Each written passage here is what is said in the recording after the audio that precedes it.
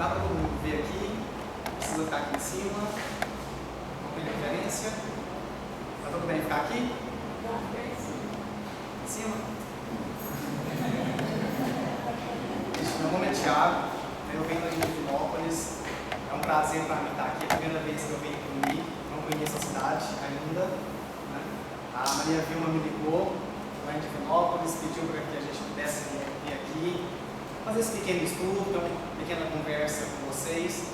Né? Então eu costumo sempre dizer, quando a gente vai a primeira vez em alguma casa, que alguém nos convida, que se depois vocês tiverem alguma coisa para reclamar, é com a Maria Vilma. Tá? Eu não tenho nada a ver com isso, então depois vocês tiverem alguma coisa para falar, é com ela. Mas é uma brincadeira, Maria Vilma. A gente agradece o convite, é realmente uma satisfação. E espero que, no final dessa nossa conversa aqui, que eu sempre chamo as minhas palestras de uma conversa, isso aqui é realmente uma troca de conhecimento. Eu gosto que vocês participem, eu gosto que a gente converse mesmo, para que quando a gente terminar esse tempo aqui, a gente saia daqui com algum conhecimento efetivamente consolidado, né, e não apenas uma fala em vão que só nos ilumina o intelecto, mas não nos fala o coração. Então, realmente, eu gostaria que vocês, ao longo da nossa conversa, participassem, fizessem perguntas, acrescentassem, né, podem comentar, criticar, a gente está aberto aí para isso. Então, o tema que a gente propôs, né, que a gente pudesse conversar um pouquinho, é a fé que transporta montanhas. Está lá em Mateus, capítulo 17, quando a gente pega o Evangelho segundo o Espiritismo, está lá no capítulo 19, onde o Kardec trata da fé que transporta montanhas. Então, quando a gente olha essa frase, né, fé que transporta montanhas, a gente vai tentar entender o que os Espíritos nos falam acerca disso, o que eles falaram para o Kardec no Evangelho segundo o Espiritismo, o que o Kardec tem a dizer sobre isso, e o que nós também temos para acrescentar, né, a respeito dessa passagem, e para ver se a gente consegue entender alguma coisinha dela. Quando a gente relembra, né, quando que Jesus disse isso, nós temos que ter em mente uma questão. Quando Jesus trouxe grandes ensinamentos para a gente, ele sempre o fez após uma grande cura, após uma cura. Porque vejam bem, Jesus, sendo um médium por excelência, ele poderia desenvolver todos os tipos de mediunidade que ele quisesse. Mediunidade de efeitos físicos, mediunidade de efeitos inteligentes. Jesus poderia ter desenvolvido qualquer tipo de mediunidade.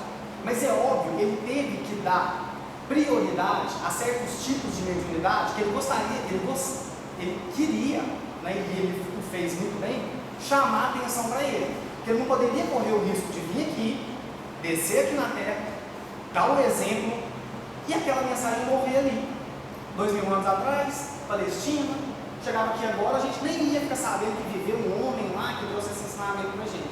Então ele tinha que chamar a atenção primeiro para ele, para depois ele trazer o ensinamento. Então todos os grandes ensinamentos dele foram depois de grandes curas. Ele deu prioridade à mediunidade curadora. Porque veja bem, não existe nada maior que nos chame a atenção a espíritos ligados a um planeta de provas e expiações do que cura, do que curar. Porque o nosso ponto de recalque, o nosso calcanhar de Aquiles, os espíritos ligados a um planeta de provas e expiações, são as doenças. Porque veja bem, se a gente está num planeta que é de provas e expiação, o que é expiação? Expia quando você retira de você as suas mazelas. Emmanuel já falava isso, as enfermidades são o escoador da alma. Então, espíritos ligados a esse planeta vão adoecer mesmo, mas vão adoecer com força. Na hora que a gente ouve falar que tem alguém ali que está curando, meu amigo, nossa, a nossa antena já liga, a gente fala, opa, cura é comigo mesmo. A gente chega e chama alguém para vir numa palestra espírita, a gente fala, não, vamos na casa espírita? Ah, beleza, vamos. O que tem lá? Ah, tem lá uma palestra, alguém vai lá e vai falar 1 hora. Nossa, fica sentado 1 hora ouvindo alguém falar. Agora, vamos numa casa espírita? Ué, vamos, o que tem lá? Ah, hoje dizem que tem um médium lá, que é um médium dos fortes, né? Que o pessoal fala assim, médium dos fortes. Eu não sei se é médium que faz academia, não sei o que é, mas o pessoal fala, tem lá um médium dos fortes hoje que vai fazer cura. Meu amigo, se você falar isso, você tem que fazer num espaço bem grande, porque vai lotar, vai encher. Porque falou que é para curar, é com a gente mesmo. Nós não queremos saber quais são as causas do nosso sofrimento. A gente só quer que tira. Não, tira logo o sofrimento. Depois eu vejo, depois eu aprendo a lidar com isso. Mas tira primeiro. Né?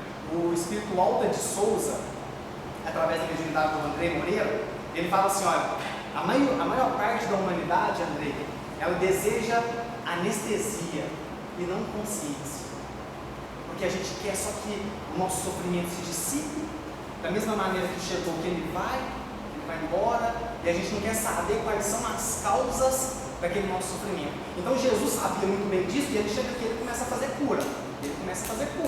Óbvio, porque ele chama a atenção em cima dele, e depois ele traz o ensinamento que ele desejava. Então ele cura o homem da mão errada, paralíticos, cegos, a mulher hemorroidiça, a sogra de Pedro. Jesus cura uma porção de gente.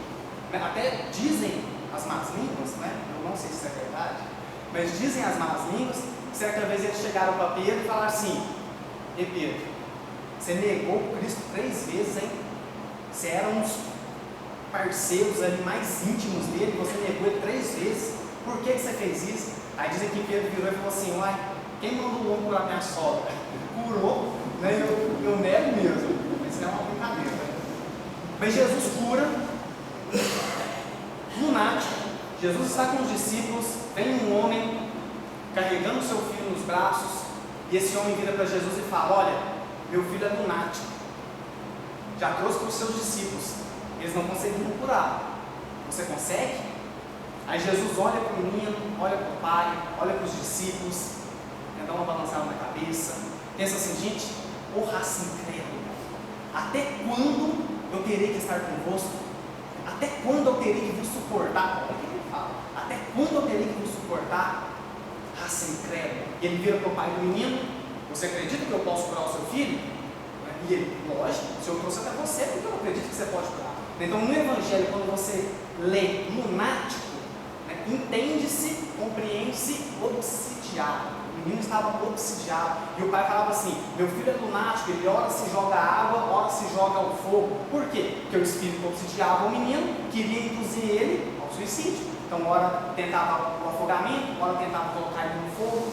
Aí Jesus olha para o menino, conversa com o espírito, pronto, faz ali um tratamento mediúnico, uma sessão mediúnica. Jesus conversa com o espírito vai embora. Pronto. O homem sai feliz, agradece. Aí vem Pedro, né, como sempre Pedro, essas perguntas mais assim, rabo de foguete, é tudo com Pedro. Aí Pedro chega e fala assim: mas mestre, por que nós não conseguimos curar? Aí Jesus, é a hora que ele fala, né, por causa da vossa pouca fé. Porque na verdade, se tivesses a fé do tamanho de um grão de mostarda, dirias a esse monte: transporta-te daqui para lá, e ele se transportaria. Bom, o nosso ensinamento aqui, o que a gente precisa, é só essa passagem. Tem vários símbolos que a gente pode tirar dessa passagem, a gente vai se ater a 2 aqui, mas tem vários símbolos. O primeiro é o seguinte: é óbvio que ele não está falando de montes físicos, é óbvio que ele não está falando de montanhas físicas. Para a gente entender muito bem essa passagem, a gente tem que recorrer a uma outra, que é quando Jesus se encontra com a mulher samaritana. Jesus estava indo com os discípulos de Jerusalém para Nazaré, só que para isso tem que passar dentro de Samaria. E eles passam dentro de Samaria, Jesus vai no poço de Jacó e ele encontra com a mulher samaritana, os dois começam a conversar. Aí a mulher vê que aquele homem é esperto, e fala: opa, estou vendo que o senhor é esperto, vejo que você é profeta. Então veja bem, ele responde uma coisa e ela faz uma pergunta que é uma pergunta maravilhosa. Por quê? Porque Samaria, os samaritanos tinham uma rixa com os judeus de Jerusalém, tanto que existia um monte em Jerusalém, em cima do monte Sião, onde eles fizeram um templo, e em Samaria existia um monte Gerazim, onde eles fizeram um templo em cima dele, porque os samaritanos não iam até Jerusalém, e os judeus de Jerusalém também não iam até Samaria. Aí a mulher vira para Jesus e pergunta: aqui, onde que Deus está? Aqui no monte Gerazim ou lá no monte de Jerusalém? Aí Jesus vira-se para ela e fala: minha querida, haverá um tempo que Deus será adorado em espírito e verdade. Porque Deus não está restrito a uma estrutura física, né? Lógico que eu não vou essas palavras. Deus não está restrito a um templo. Então Ele não está nem no Monte Gerazim, nem no Monte Sião, nem em nenhum outro lugar. Você não precisa ir no Templo de Salomão para você encontrar Deus. Você não precisa ir na Basílica de Pedro, Itália, para você encontrar Deus. Você não precisa de vir aqui, numa casa espírita, para você encontrar Deus. Porque Deus, Ele é adorado aqui, em espírito e verdade, ou seja, no íntimo, no coração. Então Jesus está falando para ela, aquele que tem fé, ele transporta montanhas, ele transporta montes. Porque Deus não está restrito a um monte. E quando ele fala do grão de mostarda, né, tem um simbolismo também que é maravilhoso. Porque vocês já viram o grão de mostarda? Alguém mais já viu o grão de mostarda? Ou melhor, quase não vê. É o menor grão. Um grão pequenininho. Em contrapartida, já viram a árvore da mostarda? Gigantesca, enorme. É um símbolo maravilhoso. O menor dos grãos gera a maior das árvores. O que ele está querendo dizer? Na hora que você aprender a ouvir as vibrações que partem diretamente do Criador, você se engrandece, você se agiganta. É isso que Jesus está querendo dizer. Na hora que a gente aprende a ouvir essas vibrações que partem direto do Criador, meu amigo, ninguém te segura. Porque veja bem, as emanações que partem de Deus nesse exato momento são as mesmas que estão chegando no mundo ditoso, no mundo feliz.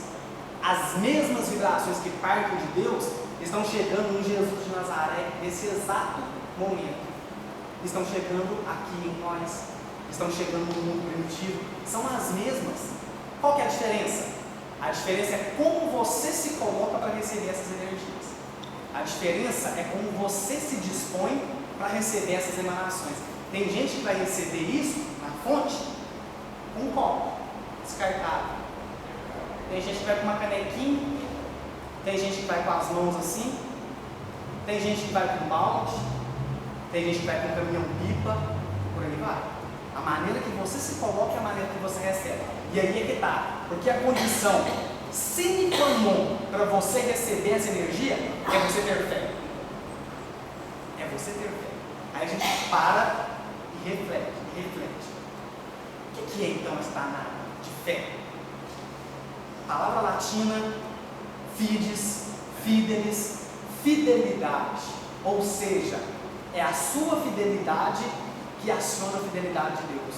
Quando você se harmoniza com as leis divinas e quando você é fiel a essas leis, elas já estão preparadas, já tem um arcabouço totalmente preparado te esperando, porque Deus é sempre fiel às leis que Ele faz, basta que nós sejamos fiéis também. Quando a gente consegue se harmonizar com essas leis, beleza, nós ficamos tranquilos, a vida faz sentido.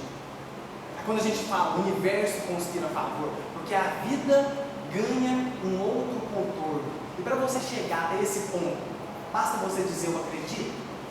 Fé, será que é eu dizer eu acredito? Eu acredito na espiritualidade? Eu acredito na reencarnação? Eu acredito na vida pós-morte? Será que é isso? Fé.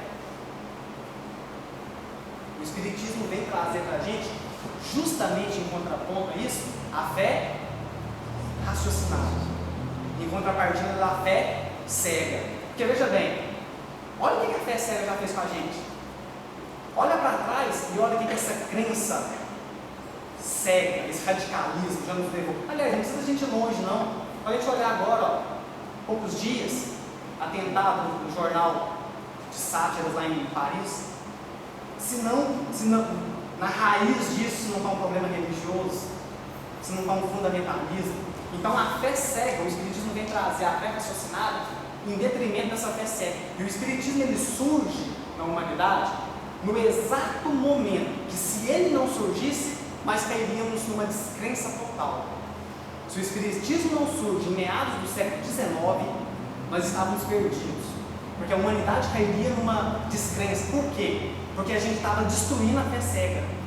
No lugar da fé cega, você tem que colocar alguma coisa, entende? E a gente estava destruindo a fé cega. Por quê? Porque veio vários espíritos, vários pensadores com o objetivo de destruir a fé cega. Essa fé que mata, essa fé que radicaliza, essa fé que oprime. Vários espíritos vieram com essa função. Vou citar apenas 3, que são os grandes ícones, mas vários espíritos. Olha para vocês verem como é que a coisa foi coordenada, né? Segundo o Conan Doyle, lá no livro História do Espiritismo, né? A invasão organizada, ela aconteceu de uma forma, né? Desculpe a redundância, organizada, porque ela surge no exato momento dessa descrença. Veja bem, 31 de março de 1848. O que essa data fala para vocês? Diz alguma coisa? 31 de março de 1848. Isso. Irmãs Fox, começando os movimentos para que depois o Espiritismo viesse. Fevereiro de 1848, um mês antes, sabe o que aconteceu? Karl Marx lançava o seu Manifesto Comunista. Uma das coisas que ele fala no seu Manifesto Comunista, o que é? As religiões são o ópio do povo. Ele é errado? De maneira alguma. Ele está destruindo a fé cega. Meados do século XIX, quem mais nós tivemos? Nietzsche. O que Nietzsche passou a vida inteira dizendo? Deus está morto, Deus está morto. Que Deus que estava matando? O Deus da doutrina espírita? Lógico que não. Ele não conhecia ainda o Deus da doutrina espírita. Cá para mim, pelo pouco que eu conheço de Nietzsche, embora seja um ateu ferrenho ele, mas pelo pouco que eu conheço, quando ele fala do super-homem, se ele tivesse conhecido o Deus que a doutrina espírita trouxe, cá para mim ele teria modificado algumas coisas na teoria dele, mas não teve tempo dele conhecer. Não sei se chegou nas mãos dele e ele não quis, mas não teve notícia disso. Mas Nietzsche passou a vida inteira dizendo que Deus estava morto, matando Deus da fé cega. Quem mais nós tivemos? Freud. O que Freud passou a vida inteira dizendo? As religiões são as neuroses do povo. Ele está errado? Não está errado, está certíssimo. Mas eles estão contrapondo, eles estão querendo combater a essa religião que ainda oprime. Aí o Espiritismo surge nesse exato momento. Se ele não surgisse, a gente cairia na descrença. Mas o Espiritismo surge, traz a possibilidade da fé raciocinada, e aí nós tivemos uma outra vertente. Aí a nossa humanidade ela se encaminhou para um outro caminho totalmente diferente, que não a descrença total. Porque Kardec, veja bem, Kardec, quando ele começou a estudar os fenômenos, o homem era duro na queda, o homem era cético até mandar parar. E ele duvidava, e ele não é assim, não pode ser, e o homem era ali em cima e ele tinha que ver o fenômeno, porque senão ele não acreditava, porque ele seguia à risca um conselho que o Heráclito deu para ele, falava assim: olha, meu amigo, é melhor você rejeitar a nova verdade do que acreditar numa só mentira. Kardec seguia isso à risca. E a gente vai entender que para chegar nessa fé raciocinada, nós também temos que seguir. Na verdade, ele está dando um conselho, é para todos nós, não é só para Kardec. É melhor você rejeitar a nova verdade do que acreditar numa mentira, ou seja, seja cético. É isso que eu estou querendo dizer. Isso vai te poupar muitos inconvenientes. Muitos inconvenientes. Lá em Divinópolis, que é uma casa nova, recente, 2 anos e meio de atividade, de Jesus de Nazaré que chama. E lá no Divinópolis é muito interessante que a gente tem um sistema de rodízio, de palestras, então a gente acaba trabalhando em todas as casas, visita uma, visita outra, mas nessa casa de Jesus de Nazaré a gente tem um trabalho um pouco mais estreito lá, e meu pai ele precisa de uma cirurgia, colocar uma prótese no quadril. Só que antes dele passar pela cirurgia física, eu queria que ele passasse pelo tratamento espiritual. Levei ele nessa casa, ele passou pelo tratamento todo, passou pelos passes, foi na reunião mediúnica. Chegou na reunião mediúnica, o espírito encaminhou ele para a cirurgia espiritual, que lá tem cirurgia espiritual. Na mesma hora que encaminhou para a cirurgia espiritual, eu já comecei a querer saber. Essa cirurgia espiritual que tem bisturi, vai no físico, porque se for eu estou fora. Estou fora. Se rasga o corpo, tem CRM, é médico. Se não tem, se rasga o corpo, eu estou fora. Aí eles explicaram, não, é só a nível de perispírito. Ótimo, a nível de perispírito é isso que está precisando. Ele foi para a cirurgia espiritual. Ele fez a cirurgia, como ele tem dificuldade de locomoção, eu acompanhei ele, tive que levar ele, então eu entrei na sala, sentei do lado de cá e estou esperando. Aí a médica incorporada fez a cirurgia. Quando ela terminou, ela foi para trás dele e fez um movimento assim que tinha terminado. Né? Fez um movimento que tinha terminado. Aí eu, como eu sou cético, e como eu também sigo a risca do conselho de Erasto, eu falei assim, eu não vou perder uma oportunidade como essa. Já que a cirurgia já acabou, e eu agora não vou atrapalhar mais nada a cirurgia, vou ver mesmo se esse espírito está aqui ou não. Porque um dos conselhos que o Kardec dá é, se você estiver conversando com o espírito, faça uma pergunta mental. Se o espírito estiver ali, provavelmente ele vai responder. Aí é agora que eu vou testar se esse espírito está aqui. O espírito do outro lado, eu parei do lado de cá, entrei em prece. Na hora que eu decidi fazer uma pergunta mental, porque veja bem, na hora que você decide fazer uma pergunta mental, na verdade a pergunta já está feita. Né? Na hora que eu decidi fazer uma pergunta mental, entrei em prece, fechei os olhos, eu só senti uma mão aqui no meu ombro, né? Tocou. Aí a perna já começou a tremer. Aí eu, e agora, né? Vou ter que abrir o olho, porque eu fui tocar mais com vara curta. Aí eu só risquei de um olho assim, abri só um olho, com muito medo. Aí a médium, no caso o espírito incorporado, ela só virou para mim e disse assim, pode ficar tranquilo, nós estaremos com ele na sala de cirurgia, pode ficar tranquilo. Ou seja, minha pergunta estava respondida, pronto, acabou. Nunca precisei de confirmação de mundo espiritual, nunca precisei. Foi uma confirmação a mais, mas eu precisava. Mas naquele momento eu entendi o quê? Que a minha responsabilidade aumentou. É uma confirmação.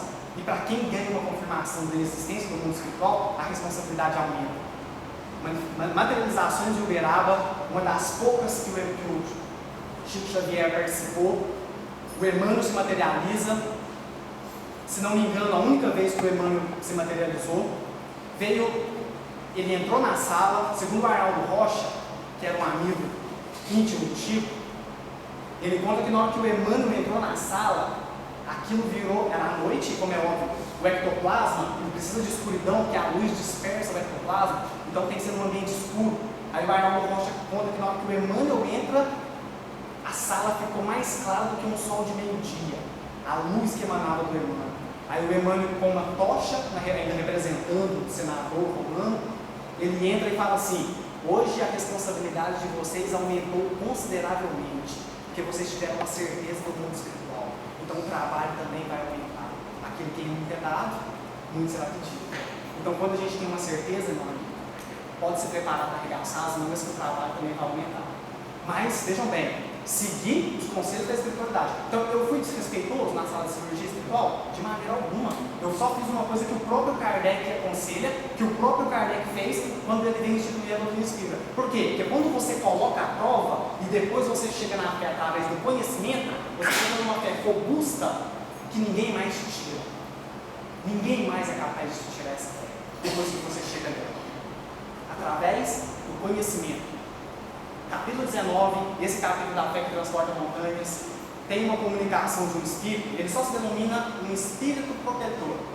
Mais nada, é o nome que ele dá. Um espírito protetor. Ele vira para a gente e fala assim, ó, meu amigo, não admitais fé sem razão, amai a Deus, mas saiba porque eu amo. Nossa, eu pergunto para vocês sabem por que vocês amam Deus? Ou porque foi alguém que disse que tem que amar? É uma pergunta forte. Certa vez eu falei isso numa palestra, alguém me disse, isso é heresia, não se pode perguntar. Lógico que pode. É o Espírito protetor lá no Evangelho do Espiritismo que nos aconselha a fazer isso. Você ama a Deus? Por que você ama a Deus? Se você conseguir responder essa pergunta, meu amigo, seu caminho está brilhado. Você está no caminho certo para chegar nessa fé robusta que vai trazer esse conhecimento que a prática, ela sai fácil, quando você chega nessa fé. Quando a gente ainda está batendo cabeça para saber se, será que é isso mesmo? Estou indo, mas não sei. Será que é? Será que não é? Quem sabe eu tenho uma confirmação, quem sabe eu não tenho? Enquanto a gente fica assim, mano, a gente não vai ter grandes confirmações. Porque ao contrário, primeiro a gente tem que doar algo de nós, para depois vir a confirmação. Primeiro a gente tem que doar algo de dentro de nós mesmos, para depois chegar nessa fé robusta. O Emmanuel, ele tem uma frase que ele diz assim, olha, chegar a essa fé consolidada é quando você passa do eu creio para o eu sei. Quando você passa do eu creio para o eu sei. Porque quando você fala assim, olha, eu acredito na espiritualidade, mas eu posso acreditar hoje, como eu posso não acreditar daqui a 2 semanas. Crença, acredito, dar crédito. Eu dou um crédito, vai que rola, né? Vai que cola. Eu dou um crédito, vai que o negócio é desse jeito mesmo. E se não for? Quando você fala que você acredita, é porque você está indo de acordo com os acontecimentos. A crença, ela fica ao léu. Por exemplo, eu realmente acredito que o Cruzeiro vai ser tricampeão do Campeonato Brasileiro, né? Realmente acredito. Ganhou 2013, ganhou 2014, a base manteve a mesma, né? Só chamam mais gente. Então eu realmente acredito. Na hora que começar o campeonato, se ele perder umas 10 rodadas, eu falo assim, gente, já não acredito mais. Por quê? Porque crença vai de acordo com os acontecimentos. Aconteceu algo assim na minha vida, não, eu acredito. Não aconteceu, agora eu desacredito. Agora, quando você tem certeza, não. É ali. Você não precisa mais de comprovação. Lá em Divinópolis, tem muitas casas de... Aqui também deve ter, não sei. Mas lá tem muitas casas de recuperação, drogadito.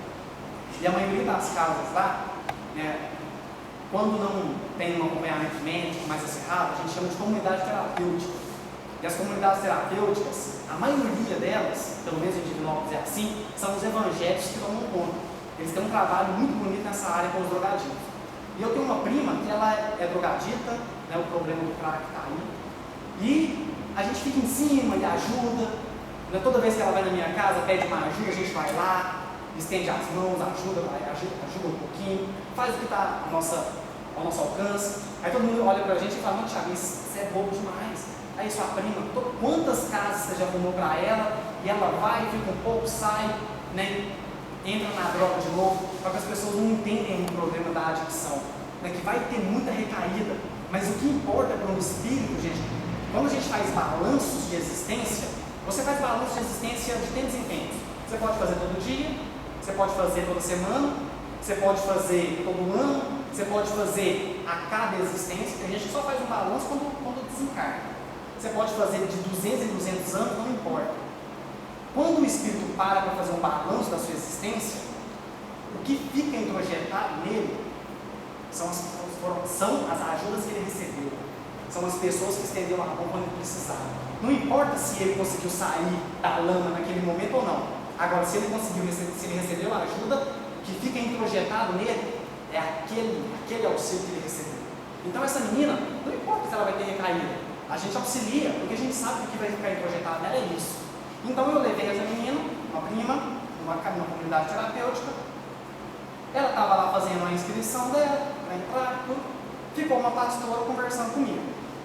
Eu converso com a pastora, conversa vai, conversa vem. E eu viro para ela e falo assim, não, mas é que eu sei que Deus está aqui, né? Deus vai ajudar essa menina, ela vai sair dessa. Aí na hora que a pastora me ouviu falar de Deus, né? Aí ela abriu os braços, o Senhor é evangélico. Aí eu, minha querida, né? Pior é que não sou.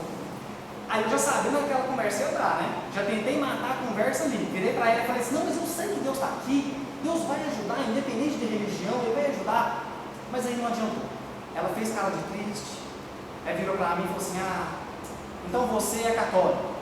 Aí eu, minha querida, a senhora não há de ver que também não sou católica. Aí na hora que eu falei isso, aí deu aquele passinho para trás, né? Você é espírita?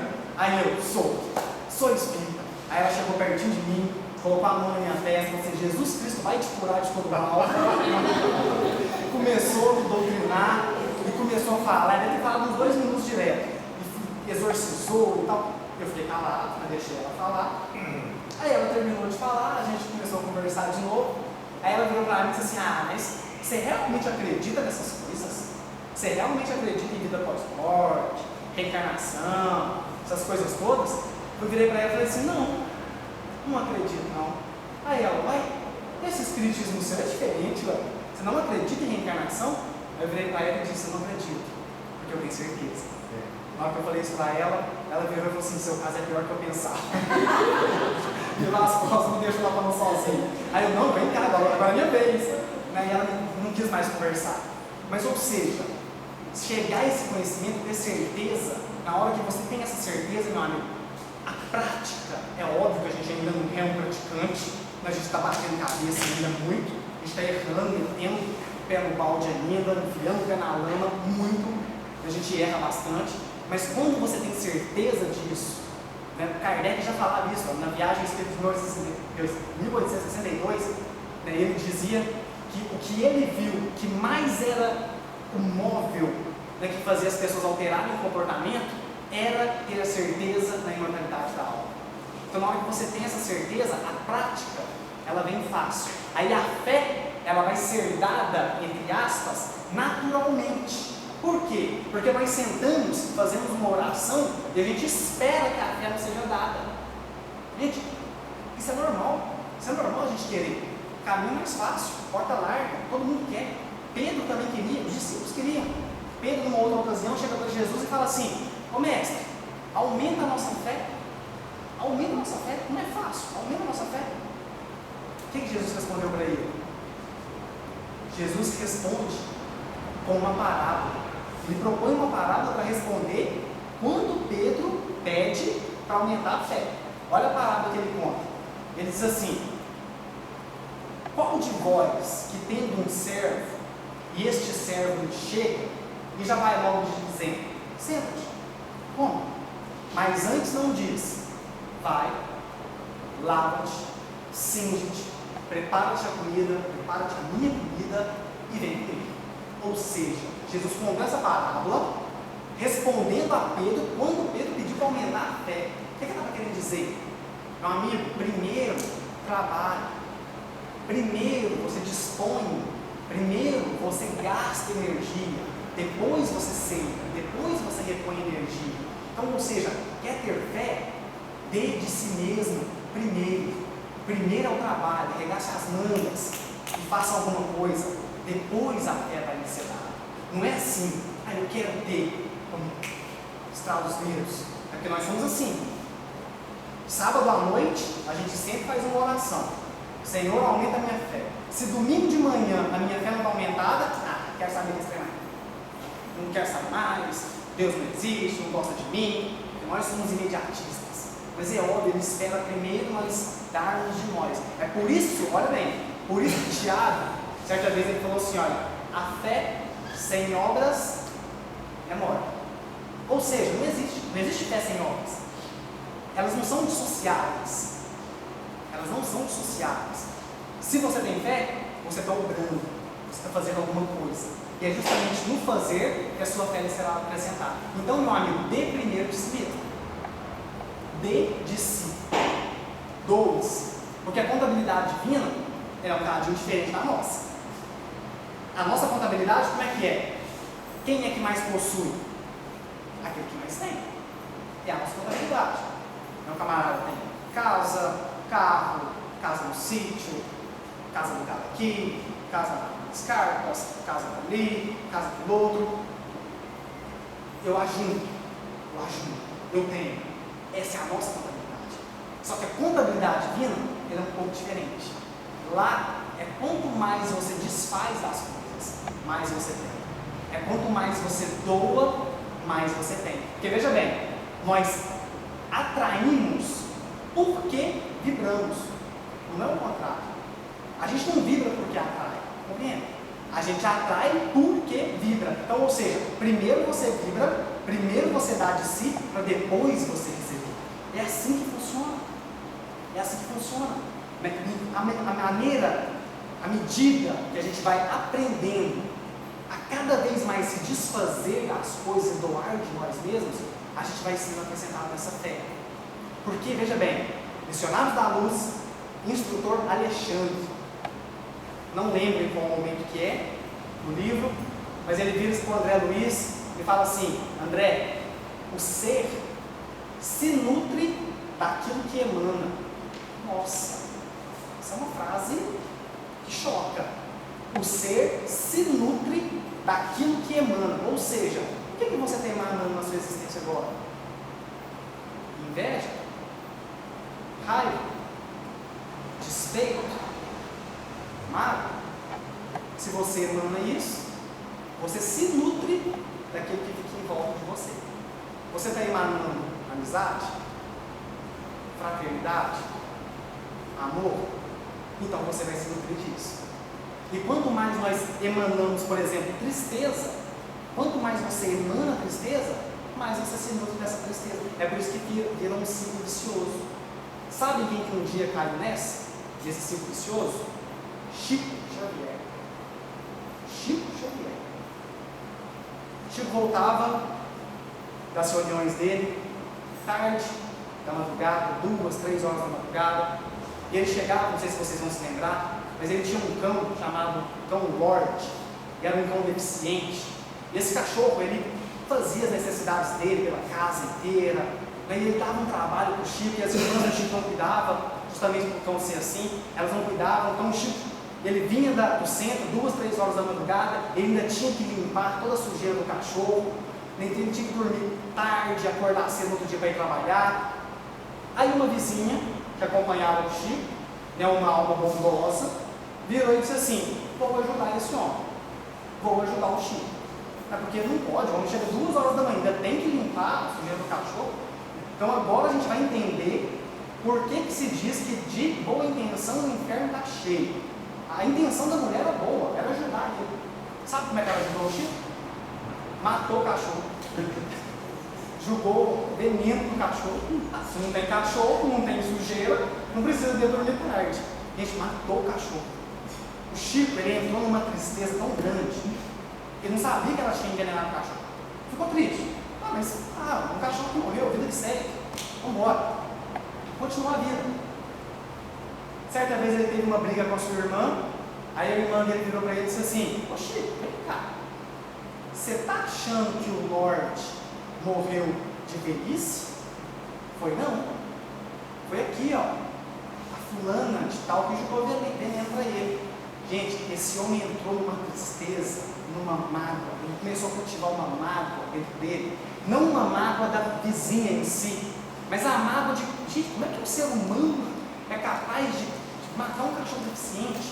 E ele começou a ficar naquele ciclo de mágoa. O Emmanuel virou para ele e falou assim: Chico, depois de 2 semanas mais ou menos, o Emmanuel chega para ele e fala assim: Chico, você tem que fazer alguma coisa, não está dando, Chico. Nós estamos custando chegar até você para dar uma comunicação. Porque veja bem, essa mágoa que você está criando em torno de você, está criando uma capa escura em torno do seu perispírito, que a gente não está conseguindo se comunicar. Para que eu chegasse até você, eu tive que fazer um curso danado. Então você tem que fazer alguma coisa. O Emmanuel falou para ele: você não reparou que nas últimas 2 semanas as comunicações elas diminuíram drasticamente? Aí o Chico virou para ele e disse assim: desanimado? Mano, tem notado mesmo, desanimou, né? Caiu, né? Caiu, Chico. Você não faz uma ideia do porquê, não? Não. Essa mágoa que você está sentindo, Chico, você tem que desfazer isso. Tá bom, irmão. Então como é que eu tenho que fazer? Você vai descobrir um presente que a sua vizinha deseja ganhar, e você vai dar para ela. Aí o Chico: mas Emmanuel, eu estou lascado mesmo, eu que sou magoado, ainda tenho que dar presente. Aí o Chico: Emmanuel, Chico, você vai descobrir o que ela deseja ganhar e você vai dar para ela um presente. Aí na época, acho que ela queria receber uma máquina de costura que era caríssima. Então o Chico entrou no vermelho, ficou vários meses endividado, mas pagou para ela a máquina de costura. Quando ele deu o presente para ela, e ela veio naquela gratidão e abraçou o Chico, o Emmanuel depois contou para ele que saía dela jatos de luz que conseguiu dissolver toda aquela capa escurecida que estava em torno do perispírito do Chico. A partir daí, vamos à aula de novo e as comunicações voltaram à normalidade. Então, ou seja, nós reclamamos que a espiritualidade nos vira as costas, nós reclamamos que a gente não recebe comunicação, nós reclamamos que eu gostaria de que meu mentor espiritual falasse o que eu devo fazer. Gente, eles estão suando bicas para tentar fazer isso. Eles estão em torno de nós a todo momento. Nós é que não conseguimos enxergá-los. Nós, através dos nossos atos, nós, através dos nossos hábitos, é que nos fechamos em nós mesmos e não conseguimos compreender as mensagens que a espiritualidade vem nos trazer. Então veja bem, se você quiser chegar nessa fé, meu amigo, Aprenda a doar de si mesmo. Porque, gente, é uma coisa tão simples de entender. É uma coisa tão simples de entender. Jesus, quando ele veio aqui, ele falou assim: quer ser feliz? Quer ser um espírito bom de serviço? Quer ser um espírito que se dá bem nesse planeta? Então faça como eu. Faça como o Filho do Homem, que veio para servir e não para ser servido. Por quê? Porque é óbvio, se você serve, é porque você já possui. Gente, isso é uma coisa tão clara. Só serve aquele que já aprendeu a adquirir. Só serve aquele que já introjetou ensinamentos, sentimentos. Olha que coisa simples de entender. Se eu sirvo um prato de comida para alguém aqui na rua, por quê? É óbvio, é porque eu possuo um prato de comida. Então só serve aquele que possui. E nem pode ser chamado de caridade, tá? Eu nem chamo isso de caridade. Isso é cidadania. Isso é cidadania. Se eu tenho dois, o do meu lado não tem nenhum, é óbvio que eu tenho que passar um para ele. Vamos dividir as coisas. Isso nem deve ser chamado de caridade. Eu, pelo menos, não chamo isso de caridade. Isso é cidadania. Então só serve aquele que possui. Só serve amizade aquele que já aprendeu a ser amigo. Simples. Só serve fraternidade aquele que aprendeu a ser fraterno. Só serve amor aquele que aprendeu a ser amoroso. Só serve caridade, né? É essa a palavra, mas só serve caridade quem já aprendeu a ser caridoso. Se você não tem isso dentro de você, como é que você vai tirar isso de dentro de você? Não existe. Então, a maneira que a gente começa a doar, as coisas chegam até nós. Primeiro dê de si mesmo, depois você recebe. Livro Sexo e Destino, não sei se vocês já leram, mas tem uma passagem lá que é interessantíssima. Uma das meninas, se não me engano, a Marita, queria se suicidar, centro do Rio de Janeiro. E o André Luiz, ele deseja a todo momento encontrar alguém para que ele pudesse inspirar para ir lá conversar com aquela menina, para que ela não se suicidasse. Aí o André Luiz, ele sai pelas ruas do Rio de Janeiro procurando alguém que tivesse aberto, entende? Alguém que aprendeu a se abrir. E ele sai pelas ruas do Rio de Janeiro. Depois de umas meia hora, uma hora, ele volta desolado. E ele fala assim: gente, ninguém meditando, ninguém em oração, ninguém aberto para receber uma influenciação espiritual, para que eu pudesse falar para ir lá influenciar essa menina e falar para ela não cometer isso. Eu só desejava que alguém fosse até lá e falasse para ela: querida, vai para casa, deita, pensa um cadinho o que você está querendo fazer. O André Luiz só queria isso, e ele não encontra ninguém. Por quê? Porque nós vivemos em si mesmados, nós vivemos em si mesmo, nós só ficamos dentro do nosso casulo. A gente não quer saber o que o vizinho está passando, a gente não quer saber o que a pessoa do nosso lado está precisando, porque a gente só quer saber da nossa felicidade. Ah, meu amigo, você nunca vai conquistar a sua felicidade enquanto você apenas olhar para você mesmo. Então, quanto mais você aprende a doar, porque aí, na hora que você aprende a se abrir, a espiritualidade está em torno de você, ela junta em torno de você. Gente, quando Kardec começou a codificar a doutrina espírita, as mesas girantes já existiam na França há pelo menos uns 5 anos. Por que o Espiritismo não veio antes? Por que vocês acham que o Espiritismo não veio antes, se as mesas girantes já existiam? Porque não teve ninguém com a cabeça do Kardec, ou seja, não teve ninguém que pensasse globalmente, e não apenas localmente. Se eu virar para vocês e falar assim, que ó, esse copo aqui está respondendo, viu? Uma batida para sim, 2 batidas para não. Podem vir cá e fazer qualquer tipo de pergunta que vocês quiserem. Que tipo de pergunta que a gente vai fazer? Eu vou ganhar na loteria? A pessoa que eu estou agora vai ser a pessoa que eu vou casar? É o tipo de coisa que a gente quer saber. Por quê? Porque a gente só quer saber de si mesmo. Naquela época era a mesma coisa. Mesa girante batendo, a sociedade francesa só queria saber de si. Será que vai acontecer isso comigo? Será que não vai? Será que eu vou me curar dessa doença? Será que não vou? Porque a gente só quer saber de si. Aí chega Kardec e fala assim: parou tudo. Para começar, a mesa não responde.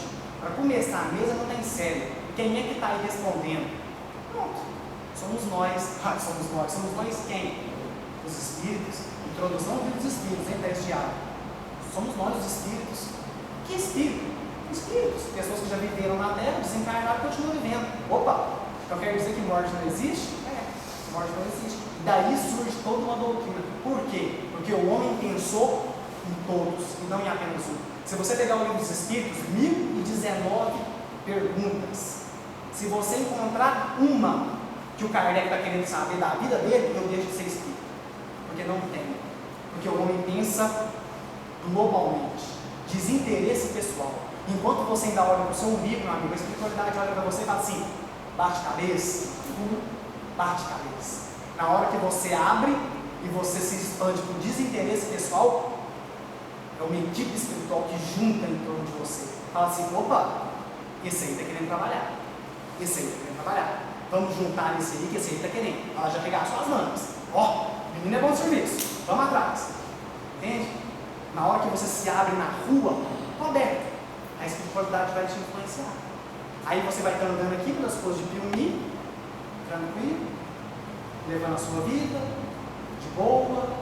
Aí de repente, 3 quarteirões para frente, tem uma menina sentada, chorando, pensando em suicidar. E você está vindo aqui atrás, cantando, uma beleza. Aí o espírito protetor daquela menina que estava sentada chorando, olha para um lado, olha para o outro, tenta caçar alguém, de repente ele olha você. Vocês. Aí vocês estão vindo. Aí ele olha bem e fala assim: opa, aquele lá está aberto. Aquele lá consegue ser influenciado. Aí o espírito chega até você e fala assim: meu amigo, daqui a 2 quarteirões você vai encontrar uma menina sentada, chorando. Ela está pensando em suicidar. Eu só quero que você chegue para ela e fale para ela ir embora. Só isso que eu preciso, só isso. Você não é médico, você não ouviu nada, você continua andando. Você continua andando, na hora que você chega perto da menina, você não titubeia. Na hora que você vê, você já está com a mão na mão dela, você vira-se para ela e fala: ô, minha filha, eu não faço a menor ideia do que você está passando na sua existência. Mas veja bem, vai para casa. Vai para casa, descansa, isso passa. Isso passa.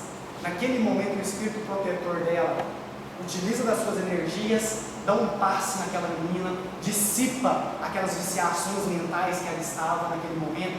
Ela tem um raio de lucidez e ela fala: opa, ué, é mesmo, vou para casa, obrigado. E ela sai agradecida, ela te agradece, vira as costas e vai embora. Você feliz da vida, também vai embora. Aí o espírito protetor dela, naquele momento, olha-se para você, ele olha para você, cria uma ligação fluídica entre ele e você, e ele vira e fala assim: meu amigo, para o que você precisar, eu estou aqui. Para o que você precisar, eu estou aqui. É só você chamar. Naquele momento cria uma ligação fluídica, o que você precisar na sua existência, aquele espírito vai estar lá. Mas porque primeiro você doou de si. Entende? Gente, isso é fé. Isso é fé. Primeiro você tem que doar de si, depois você recebe. É sempre assim. É sempre assim. A evolução, ela se dá em ciclos. É como se fosse uma espiral. A gente acha que a evolução é aqui, né? Linha reta, vamos subir. A evolução é uma espiral, que na hora que você está passando uma ponta, você quase que toca na outra. E a gente vai se explorando. E a gente vai se auxiliando uns aos outros. É assim que a gente evolui. É assim que a gente anda. Ora você doa, ora você precisa. Divaldo Franco certa vez chegou numa cidade para fazer uma palestra e ele viu que a cidade estava entristecida. Todo mundo triste na cidade, das pessoas que ele teve contato. Aí ele chamou alguém e falou assim: por que a cidade está assim? Por que as pessoas estão entristecidas? Aí a mulher vira para ele e fala assim: é porque esse final de semana que passou, um jovem da cidade, que era muito influente socialmente falando, esse jovem se suicidou. Ele deitou a cabeça no trilho, no trem, e o trilho veio e o matou. Isso abalou a cidade, estava todo mundo entristecido. O Divaldo Franco se compadeceu daquela história e ele passou a incluir aquele jovem nas orações dele. E todas as vezes ele orava para aquele jovem: pai, perdoa esse menino, eu não sabia o que ele estava fazendo. Sempre que o Divaldo ia fazer uma oração, ele incluía o nome desse rapaz. Certa vez, muitos anos depois, Divaldo dentro de casa, para baixo, cabisbaixo. Hoje não vou fazer tarefa nenhuma. Hoje não dou conta. Meio espírita, pedregoso, as pessoas reclamam. Onde você deveria ter mais apoio, onde as pessoas mais te colocam para baixo. Divaldo entristecido, fala, não vou trabalhar hoje, reprimido. De repente entra um espírito, começa a conversar com ele. Fala assim, não, meu amigo, eu estou aqui porque eu quero que você vai trabalhar. Eu Divaldo, mas quem é você? Aí o espírito vira para ele e fala assim, eu sou aquele menino daquela cidade que você foi fazer uma palestra e você passou a rezar por mim. Eu vou te contar a minha história. Quando eu cheguei no mundo espiritual, eu fiquei revivendo um momento de suicídio indefinidamente. Apito o trem, cada vez mais forte, apito, de repente, ossos quebrando, dor, muita dor. Quando eu achava que a dor ia acabar, apito do trem novamente, o trem apitava, ficava mais forte, ossos quebrando, dor, apito do trem, e aquilo ficou um ciclo vicioso. Aí depois ele vira para o Divaldo e fala assim, só que, de repente, entre um apito e outro, entre uma dor e outra, eu comecei a escutar algumas frases, que dizia assim, pai, perdoa esse menino, eu não sabia o que eu estava fazendo. Era as preces do Divaldo. O Divaldo conseguiu tirar aquele menino daquele ciclo vicioso. Depois, quando ele estava restabelecido, ele chegou e falou assim, hoje, Divaldo, é você que precisa. E hoje eu estou aqui para te restabelecer a energia. Deu nele um passo e falou assim, agora levanta e vamos trabalhar. É assim a vida. Ora você precisa, ora você doa. E assim a gente vai. Só que a vida só é assim para quem se dispõe a arregaçar as mangas e trabalhar. Então, primeiro, meu amigo, disponha de você mesmo. Primeiro, disponha de você. E eu termino com uma historiazinha da Madre Teresa, para a gente fechar, que vem tentar resumir tudo isso que a gente tentou dizer aqui. Madre Teresa, quando ela foi construir no seu hospital, que ela atendeu várias pessoas ali no leito de morte, e ela pegava, tinha um sacerdote que acompanhava ela, e ela ia até a prefeitura, até a intendência, para aprovar a planta.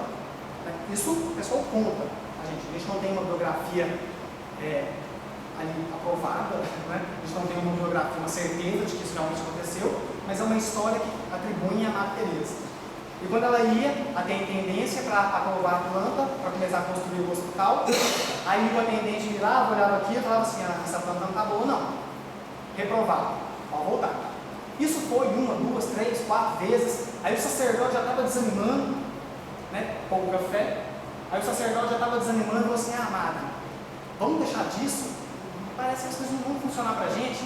Aí ela vira-se para ele, uma mulher com uma fé robusta, e ela vira-se para ele e fala, calma, amigo, Deus não tem pressa.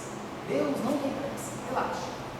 Foram mais uma vez, de repente um atendente era o outro, ele pega a planta e fala assim, não, mas essa planta aqui está boa, está tudo de conformes.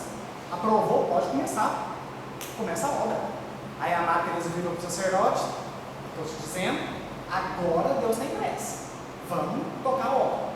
Estamos tocando a obra, já ia avançada, de repente vem uma ordem judicial e fala, olha, essa obra não está boa, cancela, vamos parar.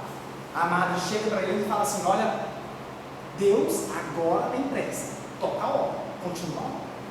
Aí o atendente assustou com aquilo, foi na prefeitura, voltou com as máquinas, a ordem ali, essa obra não está boa, vamos começar a destruir. Começar, pegou a máquina, destruiu uma parede, destruiu 2 paredes, destruiu 3 paredes. Quando foi destruir a 4ª parede, chega um outro advogado com uma cassação daquele mandato e fala, não, a obra está boa, pode continuar. Aí a Madre cutuca de novo o sacerdote, estou te falando, Deus agora tem pressa. Aí o sacerdote se irritou. Vocês já tiveram do seu lado alguém muito otimista? Às vezes não irrita.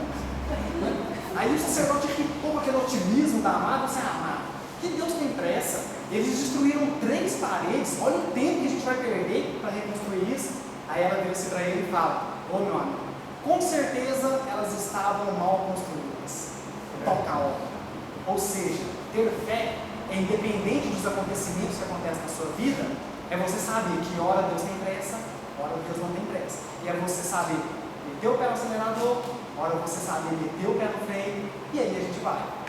Gente, era esse o recado que eu tinha para passar para vocês. Mas se ninguém quiser complementar nada, se ninguém quiser fazer alguma pergunta, né? Era isso mesmo que a gente tinha que falar. Eu agradeço imensamente o convite novamente da Maria Vilma. Peço perdão, né, por cansar vocês esse tempo todo, mas quando eles chamam para falar, a gente vem e fala. Eu agradeço mais uma vez, tenham todos uma boa noite e até o próximo.